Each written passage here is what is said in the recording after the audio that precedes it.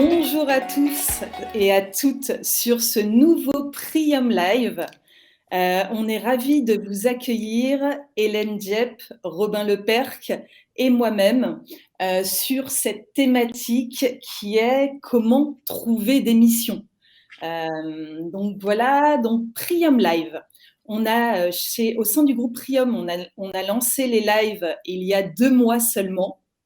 Et c'est vrai que on faisait depuis toujours des after-work, des masterclass, mais aujourd'hui, vraiment, ce format de live LinkedIn, on trouve ça très intéressant. Et on trouve ça intéressant aussi pour vous présenter nos partenaires. Donc voilà, donc aujourd'hui, vous avez Hélène Dieppe, qui est CEO du groupe Prium. Bonjour Hélène. Bonjour Géraldine, bonjour Robin, bonjour à toutes et à tous. Bonjour. Et Robin Lepercq qui est avec nous, qui est CEO et cofondateur de Freelance République. C'est ça, bonjour à tous. Donc voilà, donc c'est vrai que dans ces lives, on fait du co-marketing, c'est-à-dire que ce sont 2 sociétés qui sont partenaires en coulisses et qui en fait vont vous être présentées aujourd'hui à vous, freelance, consultants, managers de transition, pour vous donner des conseils et vous aiguiller, vous guider dans le meilleur moyen pour trouver aujourd'hui des missions. Alors, petite présentation synthétique avant de laisser la parole à nos 2 intervenants. Donc, le groupe Prium, son activité principale, c'est le portage salarial. Et le portage salarial sous 3 entités. Prium Portage, pour accompagner justement, vous accompagner, vous, freelance et consultants. Donc, Prium Portage, et je vous invite à suivre la page et à vous abonner à la page Prium Portage. Prium Formation, pour accompagner tous les formateurs. Et on sait aussi qu'il y a des freelances et consultants qui ont une activité principale et qui sont en parallèle formateurs. Voilà, c'est quelque chose qu'ils font en parallèle de leur activité principale. Et puis, il y a aussi Prium City, donc la société au sein du groupe Prium qui accompagne les mandataires immobiliers. Voilà pour la présentation synthétique du groupe Prium, parce qu'il y a d'autres sociétés, mais on vous en parlera par la suite. Concernant Freelance République, donc Freelance République, c'est une plateforme qui regroupe les freelances et consultants de la tech, de l'IT et de la data. Robin, lorsqu'on a préparé ce live, tu m'as dit que cette plateforme était sélective sur un modèle en curation. Est-ce que tu peux m'en dire plus sur sélectif sur un modèle en curation, s'il te plaît? Oui, alors tout simplement, Freelance République, c'est pas une plateforme ouverte, hein. Il y a 31 000 freelances et un peu moins de 3 000 entreprises qui n'échangent pas les uns avec les autres. Les profils freelance sont proposés aux entreprises à l'aval d'un process de présélection. Et de la même manière, on propose les projets aux freelances une fois qu'ils ont été sélectionnés pour eux. Donc, il y a véritablement une sélection à 2 entrées, à la fois côté freelance et côté mission, et non pas des gens qui se sollicitent et qui se trouvent directement sur la plateforme. Alors, Voilà. du coup, c'est hyper intéressant, c'est-à-dire que le taux de conversion est plus élevé que des plateformes classiques de mise en relation, du coup. Voilà, donc il y a un taux de transformation qui est très élevé, puisque quand le freelance et le client échangent, eh bien, on s'est déjà assuré que le freelance était intéressé par la mission, et en réalité, le client n'a plus qu'à s'assurer que le culture fit se passe bien, quelquefois valider encore quelques aspects techniques, puisqu'il connaît encore mieux que nous tous les paramètres techniques liés à la mission. Et donc, évidemment, ça augmente considérablement le taux de transformation à l'aval des entretiens. Ouais, super. Très bien. Alors, les profils qu'on trouve sur la plateforme, ce sont des profils qui sont dans le développement, les projets, l'agilité, la data, le développement de produits et le design. Chaque jour, il y a 40 freelances qui créent leur profil sur la plateforme Freelance République. Et aujourd'hui, cette plateforme regroupe 31 000 freelances et consultants. Concernant vos clients, les donneurs d'ordre, ceux qui cherchent des profils, donc en fait, Robin, ça va de la start-up au grand compte du CAC, concernant vos clients. Voilà, donc tu m'as même confié que vous aviez un revenu annualisé de 25 millions d'euros à l'année, puisqu'il est annualisé, que vous étiez 3 associés, et ça, moi je tiens à le noter, que vous étiez sur vos fonds propres, c'est-à-dire que Freelance République aujourd'hui, au travers de sa réussite, n'a jamais fait de levée de fonds. Voilà. Et ça c'est notable. Tout comme le groupe Trium d'ailleurs. Donc voilà. Je vais laisser la parole à Hélène qui, justement, par rapport au marché du freelancing, a quelques données et statistiques à nous communiquer. Alors, au niveau du marché du freelancing, alors Robin, n'hésite pas à compléter, puisque c'est aussi ton sujet. D'accord. A priori, donc aujourd'hui, on a un peu plus de 1,2 million de freelances en France, avec un taux de croissance qui est juste extraordinaire depuis 10 ans, plus de 110%. Et alors, du coup, ce que j'ai vu dans des articles de Freelance République, c'est que 44% des entreprises en France ont déjà eu recours à des services de freelance. Et que 84% des freelances qui sont freelance aujourd'hui ne veulent pas retourner dans le salariat. Donc, c'est vraiment une tendance où lorsqu'on est consultant salarié ou lorsqu'on est salarié et qu'on souhaite devenir freelance, c'est vraiment un choix de vie, un choix personnel et que en fait, ce statut nous convient très bien. Les consultants indépendants ont en moyenne 5 ans d'expérience professionnelle avant de se lancer en tant que freelance. Et que l'âge moyen à peu près serait autour de 35-37 ans des freelances. Et les freelances travaillent en moyenne 43 heures par semaine. Et que beaucoup sont régulièrement en télétravail. Donc, c'est une étude de 2021 que vous avez réalisée, mais c'est 65%. Mais bon, c'est vrai qu'aujourd'hui, avec ce qu'on a connu avec la crise sanitaire, le télétravail, le changement des usages, voilà, peut-être que ce taux a augmenté. Et on a remarqué, ça j'aimerais bien que tu m'en parles un peu, c'est que le TJM des développeurs juniors est passé de 450 € en 2021 alors qu'il était à 350 € en 2020. Donc j'ai l'impression qu'il y a vraiment une tendance à la hausse en termes de prix sur le TJM des consultants, des freelances. J'ai regardé une étude de BCG qui a indiqué que 25 profils tech en Europe sont des freelances en Europe. Donc, on a peut-être, nous, un peu trop tard en France sur le statut du freelancing, mais voilà, il y a un quart des travailleurs professionnels de la tech sont des freelances en Europe. Donc, ça, je trouve que ça, c'est énorme. Donc, est-ce que est-ce que tu confirmes ces éléments, cette tendance par rapport à ce que tu vois? Par rapport aux statistiques que tu viens de donner, bon, nous, on n'intervient pas sur toutes les populations freelance. Donc, ça, je pense que c'est un préambule qui a été fait par Géraldine tout à l'heure, mais qui est très important. Freelance République, on est vraiment dédié aux freelance de la tech. Donc, ça va être essentiellement des développeurs, des chefs de projet, des gens dans l'agilité, dans la data. Donc, notre population cible n'est pas d'1 200 000 freelance. On va dire qu'on est vraiment sur de la mission longue et sur du freelance très très tech. Donc par rapport aux chiffres que tu donnais, alors je pense que sur les freelances juniors, il y a peut-être eu un impact encore plus important que sur le reste de la population, parce que tous les TJM, et heureusement, n'ont pas augmenté de 100 € sur la dernière année. Mais par contre, ce qui est vrai, c'est que le marché s'est tendu encore plus qu'il ne l'était déjà avant la crise du Covid. Ça a toujours été un marché pénurique historiquement. Nous, on intervient sur le marché depuis 2015. Ça a toujours été un marché pénurique. Ça s'est encore tendu après la crise du Covid, parce que il y a beaucoup de boîtes qui se sont rendues compte qu'il fallait se digitaliser encore plus, faire du e-commerce, que c'était un vrai relais de croissance dans ces périodes. Les projets, d'autant plus qu'on s'était rendu compte que les projets n'étaient pas vraiment mis en stand-by pendant la crise elle-même. On a eu finalement que peu d'impact. Les impacts qu'il y a eu ont plutôt été pour certains du travail partiel, mais en tout cas très très peu d'arrêts de mission.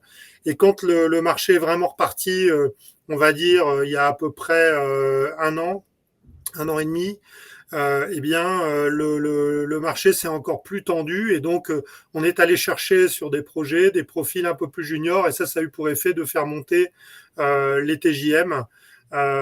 Et donc, avec l'effet que tu évoquais, d'une moyenne de 350 à 450 euros, on peut être bien au-delà, hein, même sur des profils juniors, des gens qui sont diplômés d'école d'ingénieurs, qui ont déjà fait des stages un peu poussés en développement. Il n'est pas rare que les TJM soient même au-delà des 500 euros. Donc là, encore une fois, on est sur des moyennes. Ça va dépendre après des stacks techniques, de pas mal d'éléments. Mais de toute façon, la tendance est à une tension toujours plus importante sur le marché, des TJM plus élevés et un niveau d'attention de tous les acteurs, que ce soit les clients, les plateformes, à aller vraiment mettre de plus en plus de qualité dans l'émission qu'on peut proposer, la durée, la proximité, le fait de mettre du télétravail, etc. Ouais, ouais, super. Et du coup, aujourd'hui, sur votre plateforme, vous recevez combien d'offres de missions par, je sais pas moi, par semaine ou par mois? Est-ce que tu as une ordre de grandeur ou pas? Alors aujourd'hui, je vais plutôt parler des missions qu'on va véritablement traiter parce que on traite aujourd'hui entre la moitié et un tiers des missions qui arrivent sur Freelance République. Donc en réalité, on est noyé sous les missions et donc la phase de sélection que j'évoquais fait qu'en réalité, on va traiter entre 100 et 200 missions par semaine. C'est énorme, c'est énorme. Et du coup, c'est hyper intéressant les profils les principaux profils qui sont demandés par tes clients, enfin par vos clients, c'est quoi aujourd'hui? Bah, nous, on est spécialiste, encore une fois, c'est Freelance République, c'est la plateforme sélective des freelances de la tech. Donc, Mmh. ça va être à 80% des développeurs, donc développeurs web et mobile. D'accord? Et après, on va retrouver dans les développeurs toute la gamme du back-end au front-end, full stack, des architectes, sur toutes les stacks techniques à la fois, donc je l'ai dit, web et mobile. Et puis, d'une manière connexe à ces métiers du développement, on va s'intéresser au DevOps, on va s'intéresser à la data, et puis évidemment à tout ce qui est gestion projet et gestion produit avec des profils de product owner, de product manager, des profils de chef de projet MOA, mais toujours dans un contexte très très digital. On fait aussi de l'UX UI design et de l'agilité. On propose des coachs agiles, des Scrum Masters. Par contre, il y a beaucoup de métiers aussi qu'on n'adresse pas sur Freelance République. On n'est pas une plateforme généraliste. Par exemple, des profils de directeurs artistiques, de traducteurs, de commerciaux. Mais ça, ce sont des métiers qui, pour l'instant, ne sont pas traités sur Freelance République, ni côté mission, et évidemment, ni côté freelance. Et tu as plutôt des profils freelance qui sont seniors ou juniors? C'est quoi la part?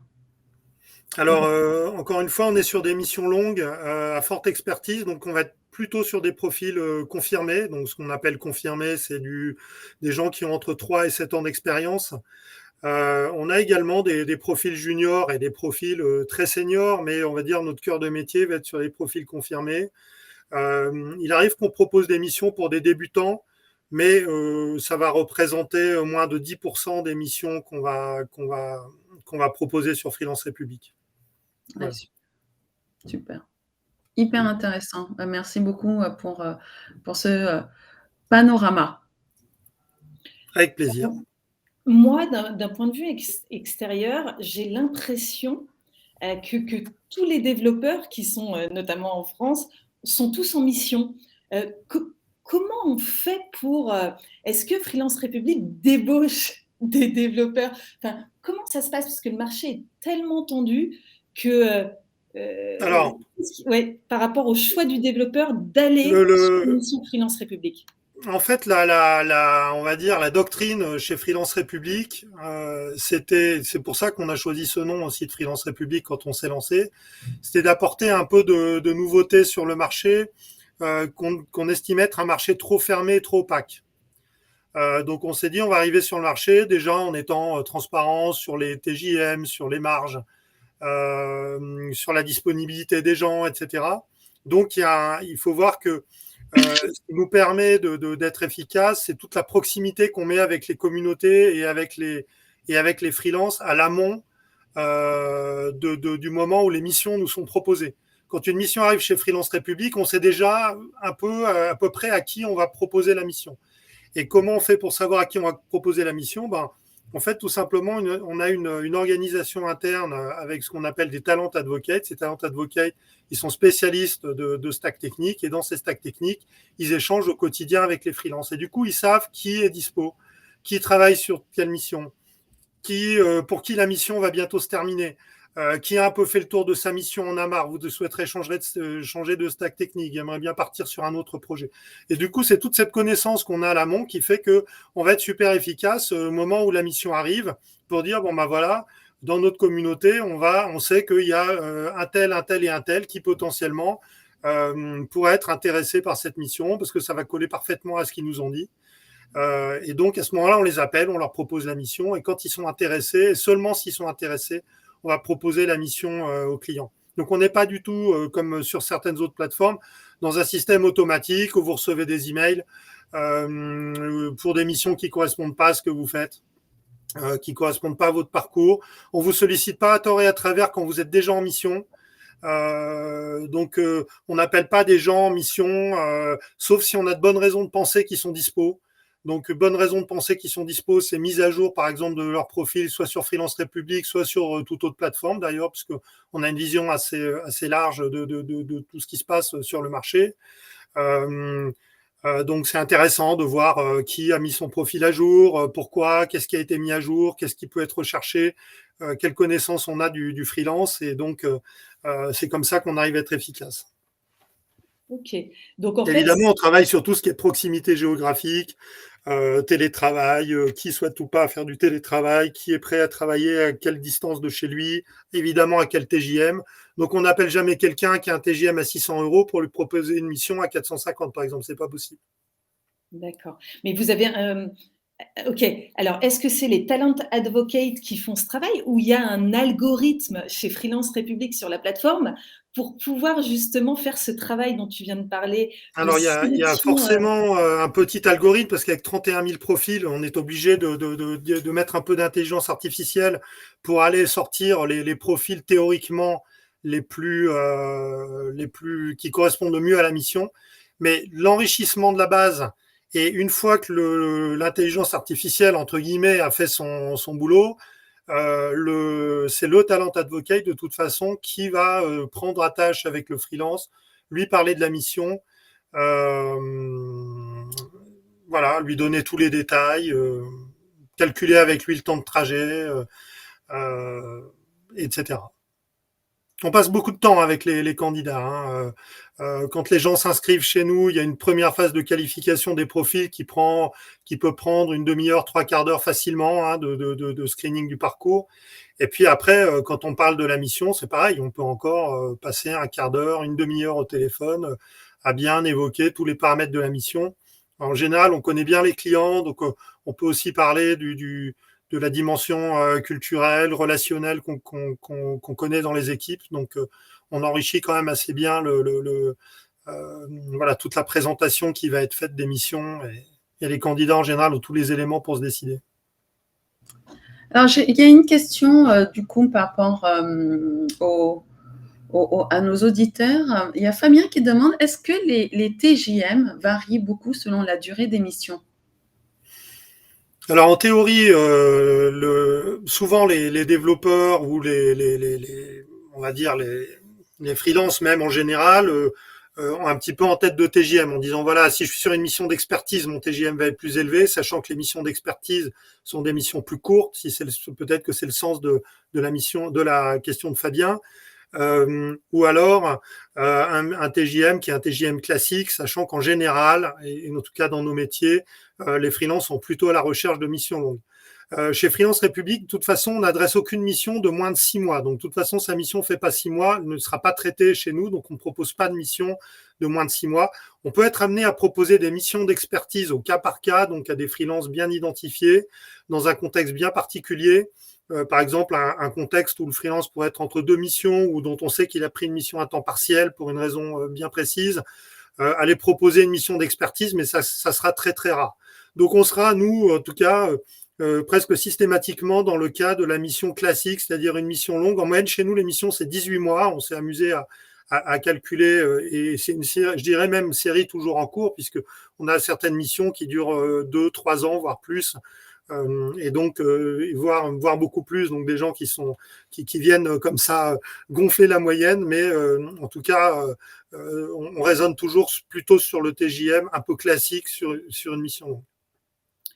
Et évidemment mission à temps plein, je précise. Alors moi ce qui m'étonne, donc des missions longues qui durent 2-3 ans, mais à un moment donné, est-ce que les clients de Freelance République ne recrutent pas au travers Freelance République? C'est-à-dire qu'à un moment donné, vos missions longues, eh ben, en fait, le client dit je veux l'embaucher. Qu'est-ce qui se passe à ce moment-là? Alors, encore une fois, je vais revenir à la doctrine de Freelance République. On n'est pas là pour mettre des bâtons dans les roues ni aux freelances ni aux clients. En général, les gens qui viennent chez nous cherchent des missions freelance. On ne s'appelle pas CDI République, donc en général, c'est assez clair. On sait qu'on va trouver des missions freelance. Et les freelances ne souhaitent pas revenir au CDI, on va dire dans 99% des cas.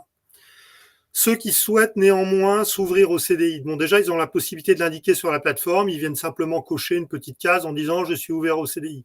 Pourquoi? Parce que Freelance République, ça peut être un complément intéressant pour des clients qui ont déjà fait le tour des cabinets de chasse classiques pour se dire j'aimerais trouver aussi en CDI peut-être des freelances ou des anciens freelances, donc Freelance République peut permettre à ses clients d'élargir un petit peu leur horizon. Mais en tout cas, on ne va pas les proposer des CDI à des freelances s'ils n'ont pas exprimé clairement qu'ils cherchaient des CDI. On est toujours dans la même optique. Après, de toute façon, les contrats prévoient qu'un contrat freelance puisse se transformer en CDI. Quand c'est le cas, il faut que la mission ait une certaine durée. En général, il y a une durée de 6 mois minimum avant qu'on puisse envisager une bascule en CDI.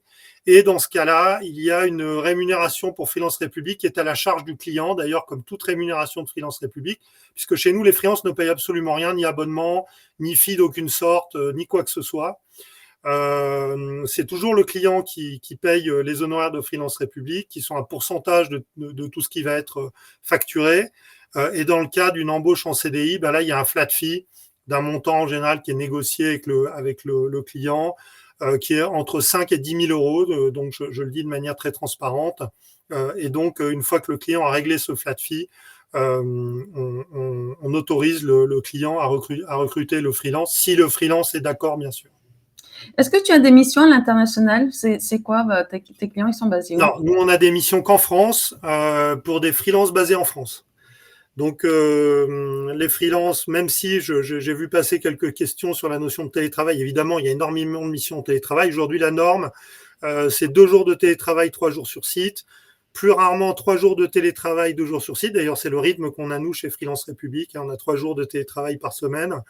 Et pas mal de missions aussi en full télétravail. Alors, en full télétravail, il faut distinguer 2 missions, parce que il y a full télétravail et full télétravail.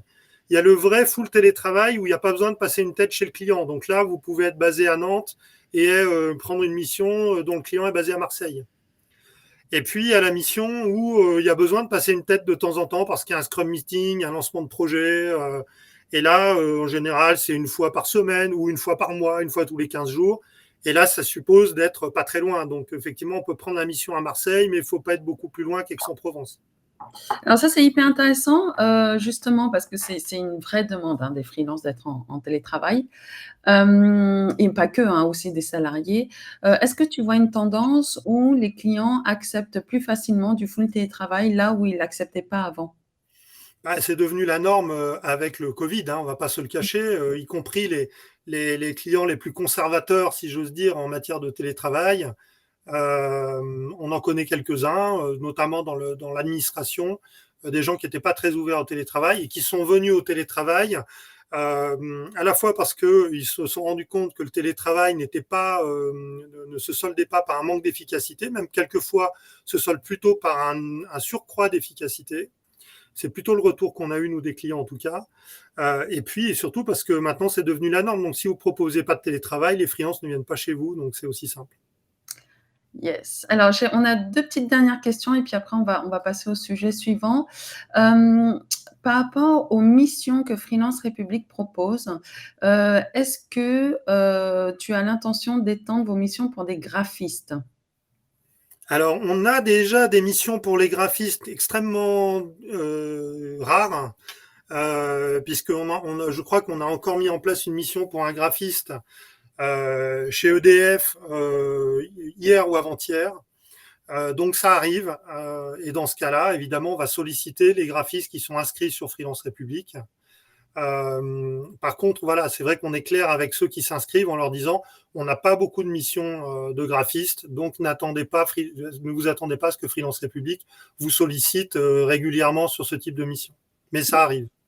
Ok, super. Et là, juste pour être tout à fait complet, on va plutôt rendre service dans ce cas-là à un client qui nous sollicite sur d'autres métiers qui sont plus dans notre cœur de métier et qui a un besoin ponctuel sur. Là, j'entends graphiste. Je ne parle pas du UX UI design, puisque j'ai vu tout à l'heure une question sur l'UX UI design. L'UX UI design, oui, par contre, fait partie de nos métiers, de nos cœurs de métier.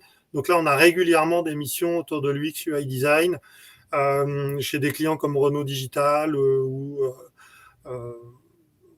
dans l'industrie notamment. Voilà, pas mal de missions de ce type-là. Super. Alors, du coup, moi, j'ai vu sur Freelance République, parce qu'on est partenaire depuis un certain nombre de mois, c'est que vous mettez énormément de contenu à disposition des freelances sur votre site, sur votre blog. Oui. Vous avez un énorme blog qui est très bien référencé et qui permet, en fait, vous permettez à des partenaires de créer du contenu également. Donc ça, voilà, c'est chouette. Du coup, j'avais une question et je pense que c'est aussi l'intérêt de ce live aujourd'hui. Quels sont les conseils que tu donnerais aux personnes qui veulent se lancer en freelance, notamment sur trouver une mission, sur négocier mon prix, sur quels sont les pièges à éviter, parce que bon, on le voit depuis un certain nombre d'années, mais en particulier avec la crise sanitaire. Alors, il n'y a jamais eu en fait autant de création d'entreprises que pendant cette crise-là. Enfin, depuis 2021, il y a eu, je crois, de mémoire, plus 15% de création d'entreprises par rapport à 2020. Et je pense qu'il y a un côté où les personnes ont besoin de trouver du sens à leur travail. Ils veulent se mettre comme indépendants pour avoir plus de liberté, d'être plus autonome, de choisir, d'organiser son temps, voilà. Mais toi, en tant que professionnel qui accompagne les freelances, quels sont les conseils que tu donnerais à ces personnes-là qui souhaitent se lancer? Je crois que tu as oublié dans la liste gagner plus d'argent. On gagne beaucoup plus d'argent en freelance qu'en tant que salarié. Surtout dans les métiers dans lesquels il n'y a en réalité pas d'intercontrat. Les métiers dont j'ai parlé, les métiers du développement, de la gestion de projet, de la gestion de produits, il y a quasiment pas d'intercontrat. Les gens sont occupés en permanence. C'est ce qui rend notre métier compliqué. On est toujours dans une fenêtre très étroite quand on veut les solliciter pour leur proposer des missions. Juste un petit mot sur Freelance Talks, le magazine de Freelance République dont tu parlais. Effectivement, là, on trouve tout type de conseils, notamment pour les jeunes freelances ou les gens ou les moins jeunes qui veulent se lancer en freelance d'ailleurs. Moi, le conseil que je peux donner, c'est déjà de délimiter clairement son domaine de compétences. On voit beaucoup de freelance, quel que soit le métier, qu'on soit dans le dev, la gestion de projet, ou quand on parle de compétences, ça devient vite un inventaire à l'après-vert de plein de choses. Ce qui va intéresser un client accepte de payer 500-600 euros, voire 800, 1000 euros jour, si vraiment il y a une valeur ajoutée. Ça veut dire que la personne qui va arriver, on la prend pour un domaine technique bien précis. Il faut que sur ce domaine technique, la compétence soit au rendez-vous, qu'elle soit capable de très très vite mettre le pied à l'étrier et d'être efficace très rapidement. D'accord ? Donc, bien circonscrire son domaine technique. Il vaut mieux qu'il y ait moins de domaines techniques, mais qu'ils soient des domaines très maîtrisés, plutôt que beaucoup de choses qui sont plus ou moins maîtrisées. Parce que là, déjà, ce sera très difficile de vous positionner sur des missions. On ne saura pas finalement, on va hésiter et au final, votre profil ne sera pas retenu parce qu'on ne saura pas véritablement sur quoi vous positionner efficacement. Donc ça, c'est vraiment la première chose. Après, il faut être transparent. C'est la doctrine qu'on s'applique chez Freelance République. Je pense que c'est bien aussi de le faire quand on est freelance. Être très transparent sur sa disponibilité. Je suis en mission, très bien. En général, les freelances sont déjà en mission ou sont dans des contrats de travail. Expliquez clairement quel est le préavis. J'ai un préavis, c'est normal.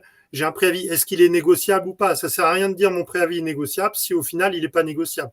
Enfin, ça va poser des problèmes lors de la mise en place de la mission. Essayez de vous projeter dans la mission, se dire voilà, je prends une mission qui est à 1 heure de chez moi. Est-ce que je me vois bien faire ce trajet tous les jours pendant longtemps? Et pas que quand il fait soleil en vélo, mais y compris en transport l'hiver, etc.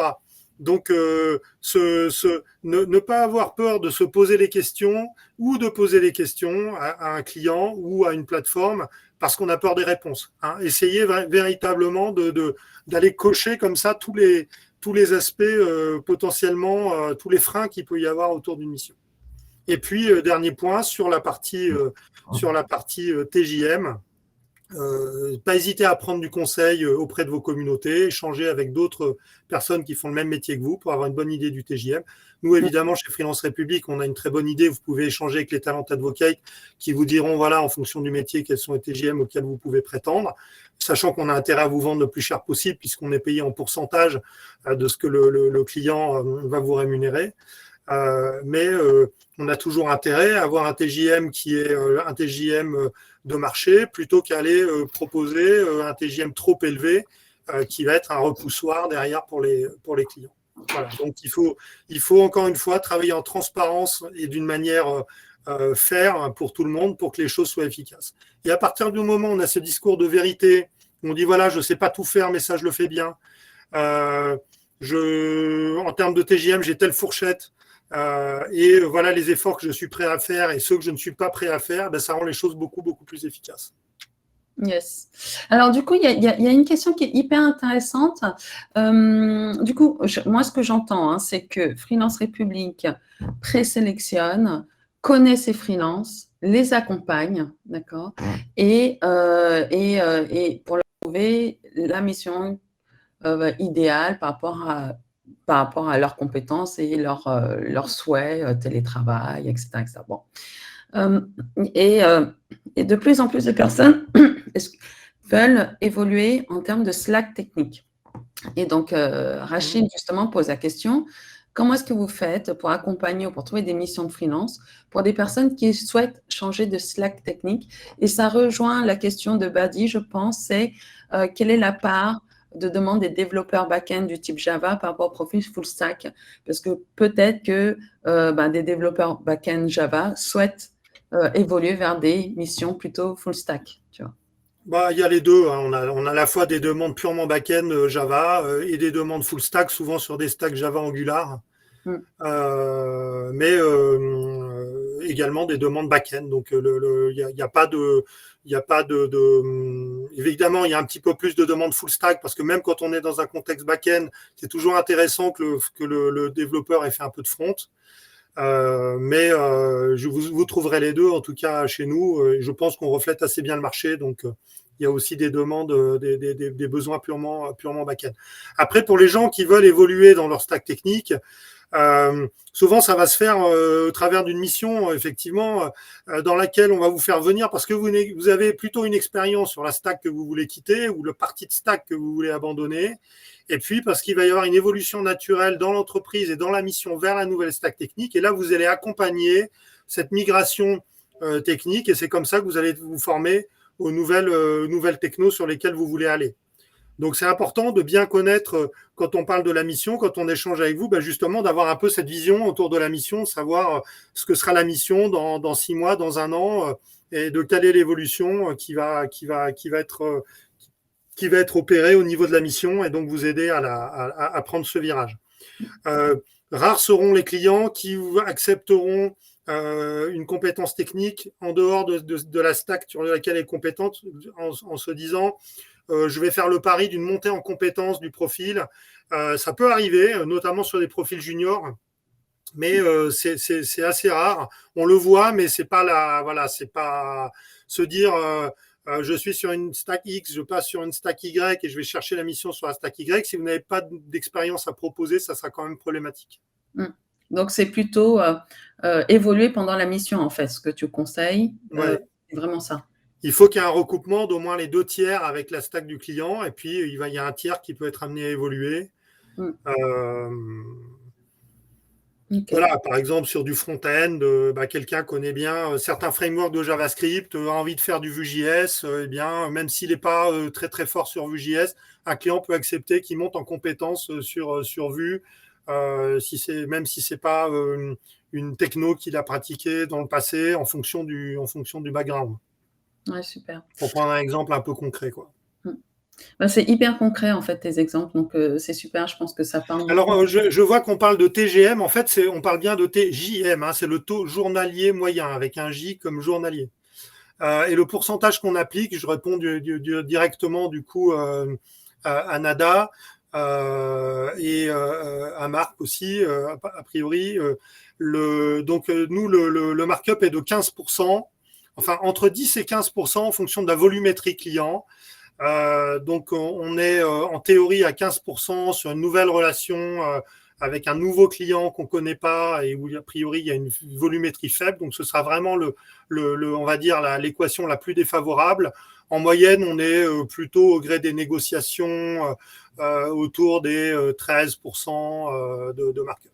Voilà, en réalité. Ok, super. Vous êtes très compétitif aussi par rapport aux ESN aujourd'hui. On est très compétitif par rapport aux ESN. On est dans la moyenne des plateformes, mais par contre avec un niveau de service, hein, comme je l'ai dit au départ, qui est véritablement qu'on essaye d'établir au meilleur niveau, c'est-à-dire avoir le plus de proximité possible avec les freelances et avec les clients, et prémâcher des deux côtés un maximum le travail. Voilà. Donc quand on appelle un freelance, c'est pour lui parler d'une mission, on connaît la mission. Et quand on présente un freelance à un client, c'est que le freelance a dit qu'il était OK, qu'il était intéressé, et donc personne ne perd de temps dans l'histoire. Et comment est-ce que, du coup, on fait pour s'inscrire chez toi? Alors c'est tout simple, il suffit d'aller sur Freelance République, freelancerepublique.com, et puis de se créer un profil. Pour que ce soit efficace, il faut que le profil soit super complet. Donc le mieux, c'est quand même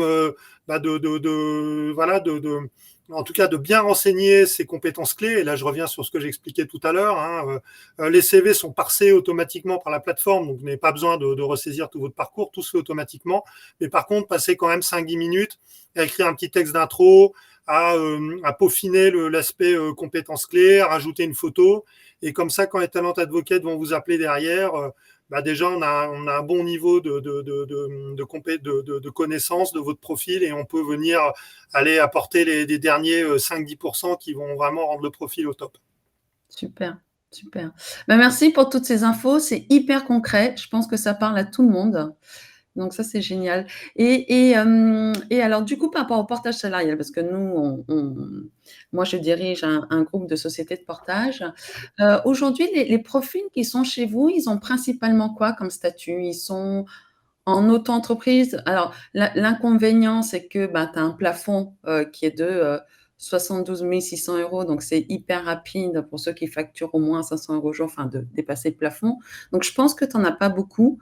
Peut-être la SASU, le URL et puis peut-être le portage salarial. C'est quoi un peu les... Ouais, alors effectivement, on a peu d'auto-entrepreneurs pour la raison que tu évoquais. Après, on peut avoir des gens sur un statut et dont le statut évolue en cours de mission. Ça, c'est absolument pas un problème. C'est un simple avenant hein, pour passer d'un statut d'auto-entrepreneur à une URL, une SASU, une société de portage. On peut faire la bascule très simplement. On va dire que les contrats de portage dans nos contrats, dans le total de nos contrats, ça doit représenter 20-25%, je pense. D'accord. Donc on a quand même une majorité de gens qui sont sous des statuts de URL ou de SASU. Ok, super. Et très peu puisque je le dis aussi, hein, Freelance République travaille très très peu, voire quasiment pas avec des ESN ou ce qu'on appelait des SS2I. On ne le fait qu'avec des ESN triés sur le volet. Donc on a peu, voire pas de salariés de SN non plus dans nos effectifs. Oui, donc du coup, vous travaillez principalement, déjà, vous travaillez en direct avec les clients finaux et puis vous travaillez avec les Oui, freelances en direct, en fait. exactement. Ouais, super. L'idée, c'est de limiter le nombre d'intermédiaires, donc on essaye d'être le seul intermédiaire dans l'équation. Et je le dis aussi quand on travaille en sous-traitance, ça peut arriver de certaines ESN choisies dont je parlais, hein, des ESN triées sur le volet. On est systématiquement dans un système transparent dans lequel l'ESN connaît le prix d'achat du freelance. Nous connaissons le prix de vente final au client et où il y a un partage de la marge à 50-50 et non pas un système d'empilement de marge, puisque là, ça fonctionne pas. Et c'est de la perte de temps. Et comme j'ai dit tout à l'heure qu'on n'avait déjà pas le temps de traiter toutes les missions qui arrivent chez Freelance République, on va pas perdre du temps sur des missions où on est dans des équations un peu débiles avec des empilements de marge et finalement des deals qui vont pas au bout. Ok. J'avais une question. Donc, ces freelances dont on parle et qui sont aujourd'hui notre audience, ils connaissent bien le marché et ils savent bien que ce marché est tendu. Et, et est-ce que justement ces freelances négocient leur TJM? Est-ce qu'ils sont durs en négociation ou est-ce que parce que vous, Freelance République, vous avez installé une relation de confiance, ben c'est plutôt fluide au niveau négociation de TJM? Ou alors est-ce que vous avez des cas où les développeurs ou d'autres métiers tirent un peu la corde à eux parce que pénurie de talents sur ce marché? Bah, c'est la loi de l'offre et de la demande. Donc oui, les développeurs, et pas que les développeurs, les freelances sont durs sur leur TJM. Paradoxalement, alors que le marché est pénurique, les clients sont encore plus durs que les freelances sur la partie TJM.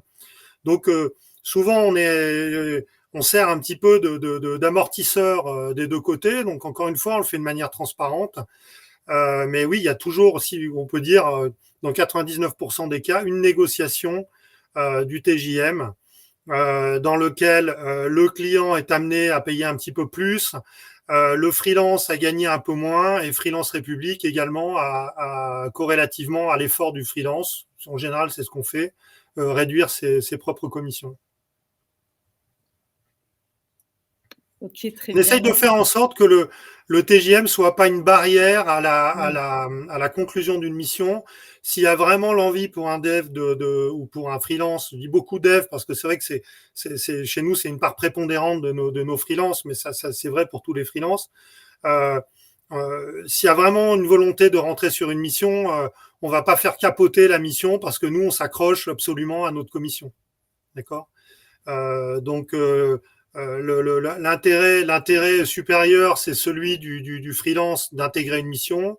L'intérêt commercial aussi qu'on a auprès d'un client, évidemment, si c'est un client comme ça qui arrive et qui veut acheter des développeurs ou des freelances 200 € en dessous du prix du marché, bah, on n'arrivera pas à le suivre. Après, si c'est des clients, voilà, on sait qu'il y a un contexte tendu sur une mission bien précise. Ça nous est déjà arrivé de ne faire aucune marge et de simplement mettre en relation un freelance avec un client parce qu'il y avait un contexte particulier dans une mission et qu'il y avait visiblement un intérêt pour les deux parties. Voilà. Et pour continuer sur ce sujet, est-ce que Freelance République a un rôle de modérateur au niveau des TGM? C'est-à-dire qu'est-ce que, justement, comme vous êtes intermédiaire, est-ce que c'est vous qui avez ce rôle de pouvoir faire évoluer ou évaluer le marché au niveau TJM? Bon, déjà, on évalue le marché rôle? au niveau TJM. Hein, on n'est pas les seuls. Il y a le BRAPI, aussi le bureau d'achat des bureaux de représentation des acheteurs de prestations intellectuelles qui fait un benchmark des plateformes tous les ans. Et aussi un benchmark au niveau des acheteurs des TJM, donc mais avec des fourchettes assez larges. Je le dis aussi, c'est pas un outil extrêmement précis, donc c'est toujours compliqué.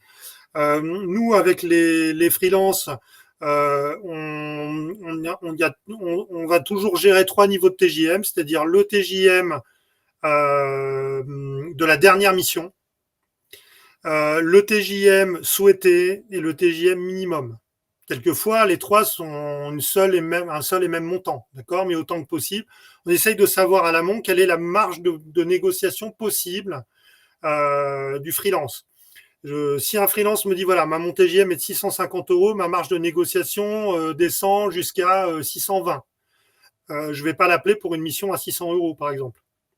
Par contre, si je sais que la cible du client est 620 € ou 610 €, je vais peut-être quand même lui proposer la mission en sachant qu'il y a peut-être un terrain d'entente qui peut être possible pour le client d'aller augmenter légèrement voilà, ce qu'il comptait mettre dans la mission. Et en général, quand les efforts sont bien répartis, on arrive à trouver un terrain d'entente. C'est quand il n'y a pas de transparence qu'on ne trouve pas de terrain d'entente. Et en général, quand il y a plusieurs comment dirais-je, intermédiaires, il y a pas de, il y a moins, plus il y a d'intermédiaires, moins il y a de transparence et ça facilite pas la négociation. Alors, comment est-ce que, tu vois, on a des questions là. Est-ce que vous avez tel type de mission pour tel techno, etc., etc. Comment est-ce que les candidats peuvent savoir que vous proposez des missions avec tel logiciel marché ou tel techno? Ils peuvent pas le savoir hein, puisqu'ils n'accèdent pas aux missions. D'ailleurs, pour répondre à Hassan, je n'ai pas de mission Axway. Voilà, donc j'en ai jamais vu d'ailleurs chez Freelance République, donc je pense que c'est un domaine sur lequel on ne sera pas forcément les mieux armés. On a voilà ce filtre qui est fait hein, entre les freelances et les clients, à la fois côté client, côté freelance. Les clients ne voient pas les freelances ne voient pas les clients.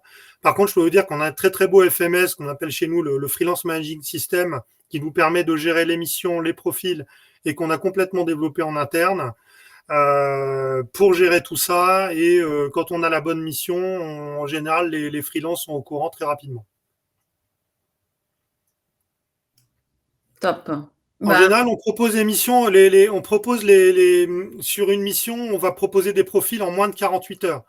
Donc, ça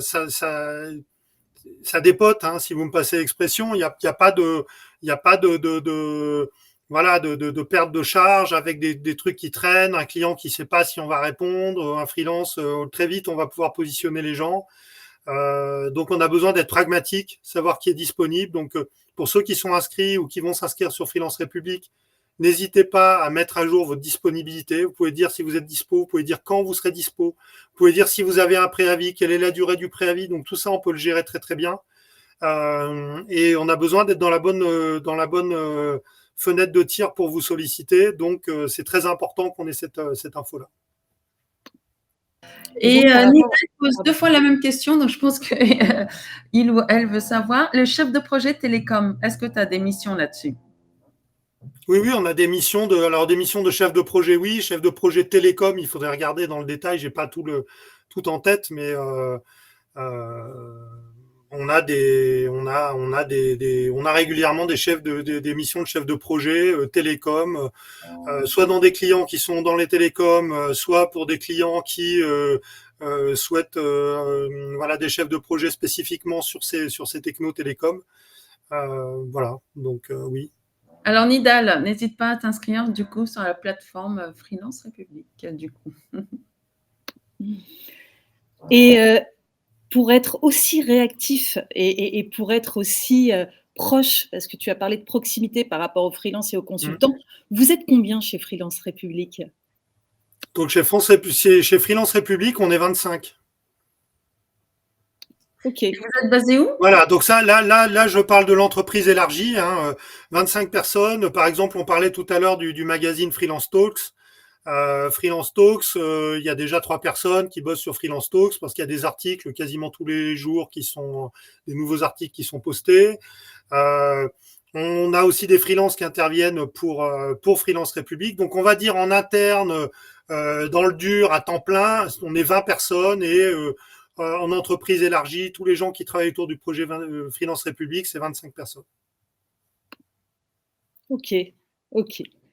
Ravi des business analysts, oui, ça, on a pas mal de demandes de business analysts pour répondre. Je vois Anada.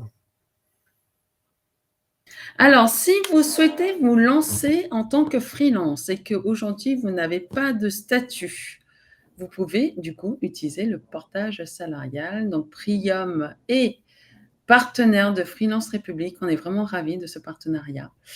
Donc voilà, donc du coup, en fait, le principe est vraiment simple, hein, c'est que nous, on facture votre tarif que vous avez négocié avec Freelance République à votre place, et puis on transforme ces factures en salaire pour vous. Voilà, donc du coup, vous pouvez vous lancer dès demain sans avoir à créer une SASU, une URL, et surtout que là, vous êtes salarié, donc vous cotisez pour le chômage, pour la retraite. Nous, on a pu mettre en place aussi le chômage partiel pendant la crise sanitaire, donc c'était intéressant aussi pour nos salariés portés.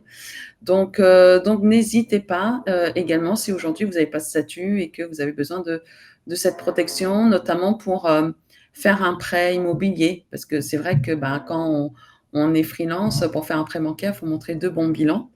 En portage salarial, vous êtes salarié, donc vous avez juste à montrer 3 bulletins de salaire, donc c'est top.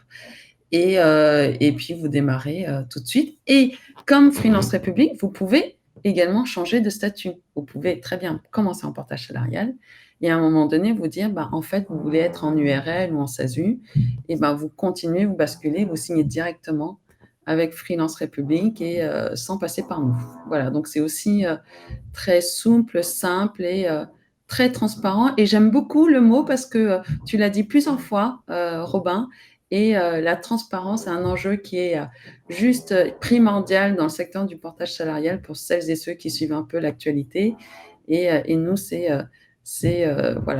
une de nos valeurs qui sont très, très fortes. En tout cas, merci infiniment, Robin, pour ta participation là. J'ai été vraiment ravie. J'ai découvert plein de choses aussi, parce qu'on n'a pas eu l'occasion d'échanger tous les deux. Et puis, par rapport à ce live, je te laisse. Je vois passer un nom d'un ancien de Freelance République, là, Jacques Cortès, je crois qu'il était en relation avec Vincent à l'époque. Effectivement, je me souviens qu'il y a 5-6 ans, on échangeait avec lui. On t'a pas oublié, voilà. Incroyable de reconnaître un nom. Bravo. En fait, non, parce qu'il y a énormément de noms qu'on connaît. Tout à l'heure, j'ai dit qu'il y avait 31 000 freelances sur la plateforme. J'aurais dû également donner une autre statistique qui est importante, c'est que sur ces 31 000 freelances, en réalité, il y a 6 000 freelances présélectionnés avec qui on travaille de manière étroite. Et donc, oui, à la longue, on voit passer et repasser les mêmes freelances. Certains deviennent même ce qu'on appelle des ambassadeurs chez Freelance République, c'est-à-dire qu'on travaille avec eux de manière encore plus étroite. Bien sûr, je vois passer tous les jours là on a des outils internes, on voit les profils disponibles, profils qualifiés, et je vois repasser des gens avec qui j'ai échangé il y a des années, donc et on est content qu'ils soient toujours là et qu'ils bossent toujours avec nous. Et vous avez quelque chose aussi nous on a mis en place pour nos salariés portés, c'est que vous avez mis en place un Slack où les indépendants peuvent parler ensemble, et même que tu proposes aux partenaires de pouvoir proposer des événements, etc., à la communauté Slack. Donc ça, je trouve ça génial. Nous, on fait partie de cette communauté, et donc c'est vraiment top pour échanger avec tes indépendants. Alors, je voudrais répondre à Rachid, là, qui pose une question super intéressante sur les freelances qui veulent travailler à plusieurs. Parce que ça pourrait être l'avenir du freelance, et c'est une vraie réflexion. Ces groupes de freelance, c'est pas simple aujourd'hui. C'est vrai que les clients qui viennent exprimer des demandes chez Freelance République sont plutôt à recherche essayent de constituer des équipes, mais se chargent eux-mêmes de constituer les équipes. Et ne viennent pas en nous disant Freelance République, trouvez-moi une équipe de 2-3 personnes. Donc c'est possible. On l'a déjà fait, de proposer des missions à des groupes de freelance, à des binômes, à des trinômes de freelance. Mais ça se fait toujours en lien avec le client, et il faut que le client soit impliqué dans la démarche. Et on n'est pas dans la démarche classique, parce que là, du coup, on va plutôt parler du projet ou du produit, de la manière de l'aborder par l'équipe, de la complémentarité éventuellement des profils. Et donc, ça demande une complexité encore plus haute que d'aller simplement, même si déjà c'est loin d'être simple, mettre un freelance en face d'une mission, qui est déjà en soi un boulot très compliqué. Et quand il y a plusieurs freelances, c'est encore plus compliqué. Donc oui, on rêve de pouvoir le faire. On pense que c'est l'avenir. On le fait de temps en temps, mais c'est pas simple. Je sais pas si j'ai répondu. C'était parfait. Je sais pas si j'ai répondu d'une manière satisfaisante, mais en tout cas, voilà, ça se passe comme ça. Et on n'est pas les seuls. Je pense qu'il y a pas mal de boîtes où ça se passe de cette manière. Mais en gros, ça existe. Et après, ça va demander.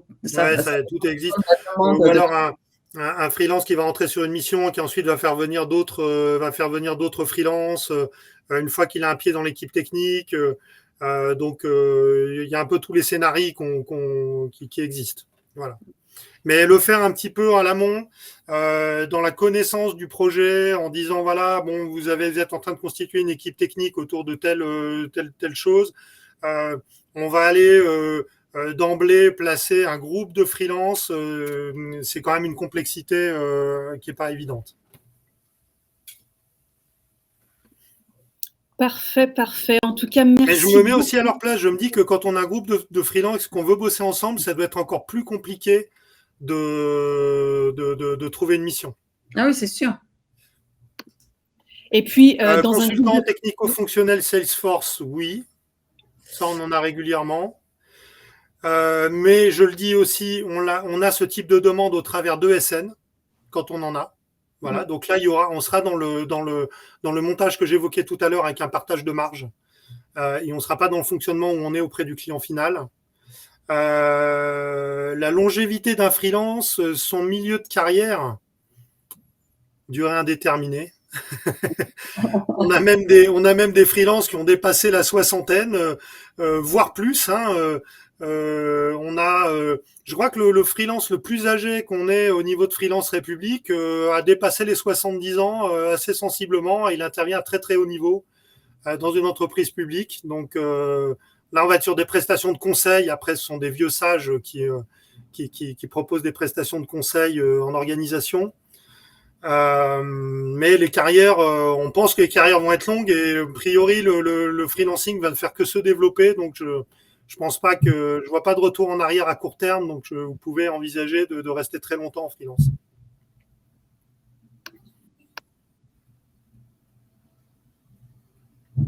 Eh bien, écoutez, en tout cas, merci Robin, merci Hélène d'être intervenue et de nous avoir donné toutes ces informations sur ce live aujourd'hui. Moi, je suis sûre qu'il y a encore des questions, donc j'invite notre audience à s'abonner au profil. Là, il y a beaucoup de questions, on ne peut pas répondre à tout. Voilà, et à s'abonner au profil de Robin Lepercq, à vous suivre tous deux. Et puis s'il y avait des questions, je pense que donc nous, sur le site Prium Portage, il y a un chat où on répond en live et en direct à toutes vos questions sur le portage salarial. Et je pense que sur Freelance République, pour avoir des questions en live comme ça, est-ce que vous avez mis aussi un chat? Alors, sur Freelance République, effectivement, il y a deux environnements. Il y a un environnement entreprise et un environnement freelance. Donc, quand vous arrivez en tant que freelance, vous dites « je cherche une mission ».